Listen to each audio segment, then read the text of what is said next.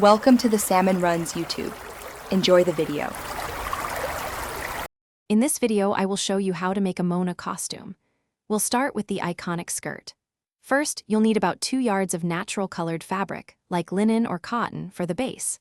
Cut it into a rectangle, roughly 45 inches wide by 30 inches long. Hem the edges and create a casing for an elastic waistband. Then, add a slightly shorter, lighter layer, about 35 inches by 25 inches, for that authentic layered look. This creates a beautiful, flowing foundation for your costume. Next, let's tackle Moana's vibrant top and sash.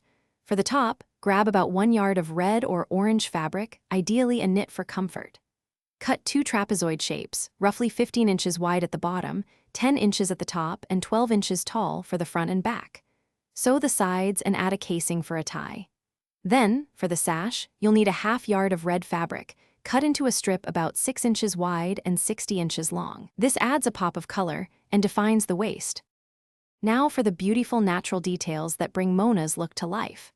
Cut various leaf shapes from green felt or fabric, ranging from 2 to 5 inches long. Attach these to the skirt and top, especially around the waist and hem, using fabric glue or a few hand stitches. Then, add some vibrant artificial hibiscus flowers, about 3 to 4 inches across, in reds, oranges, and pinks. Place these on the skirt and perhaps in the hair for that perfect, authentic island touch. Finally, let's complete your Moana costume with essential accessories. The heart of tea-feedy necklace is key. Find a large blue or teal stone or clay pendant, about 2 inches in diameter, and string it onto a 24-inch brown cord. You might also add a simple brown arm cuff, roughly 2 inches wide, made from felt or faux leather.